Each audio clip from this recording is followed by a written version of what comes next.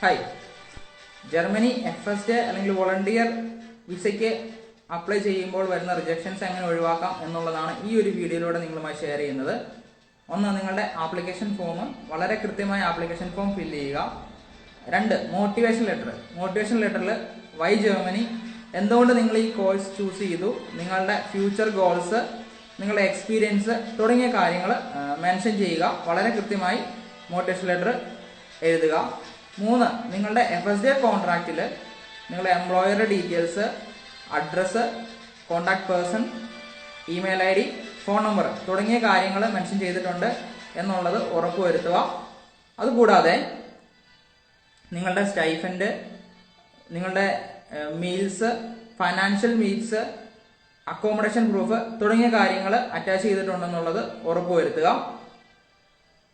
4, നിങ്ങളുടെ German language proficiency. സാധാരണ FSJക്ക് അപ്ലൈ ചെയ്യുമ്പോൾ ആസ് പെർ എംബസി പുതിയ റൂൾ പ്രകാരം A2 ഫുൾ മൊഡ്യൂൾസ് മാത്രമാണ് ആവശ്യമുള്ളൂ. പാർഷ്യൽ മൊഡ്യൂൾസ് ആയിട്ട് അപ്ലൈ ചെയ്യാതിരിക്കാനായിട്ട് ശ്രദ്ധിക്കുക. A2 full module, B1 full module, B2 full module ഇങ്ങനെ അപ്ലൈ ചെയ്യാനായിട്ട് ശ്രദ്ധിക്കുക. 5, നിങ്ങളുടെ ഇൻഷുറൻസ് വളരെ കൃത്യമായി അറ്റാച്ച് ചെയ്യുക.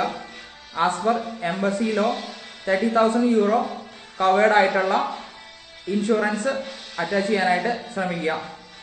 ഇത്രയും കാര്യങ്ങൾ ശ്രദ്ധിച്ചാൽ നിങ്ങളുടെ FSJ വിസ റിജക്ഷൻ ആവുകയില്ല. ഇന്നത്തെ ഈ ഒരു വീഡിയോ നിങ്ങൾക്ക് പ്രയോജനപ്പെട്ടുവെങ്കിൽ ഫോളോ ചെയ്യുക. കൂടുതൽ വിവരങ്ങൾക്ക് ഞങ്ങളെ കോൺടാക്ട് ചെയ്യാവുന്നതാണ്. Thank you all.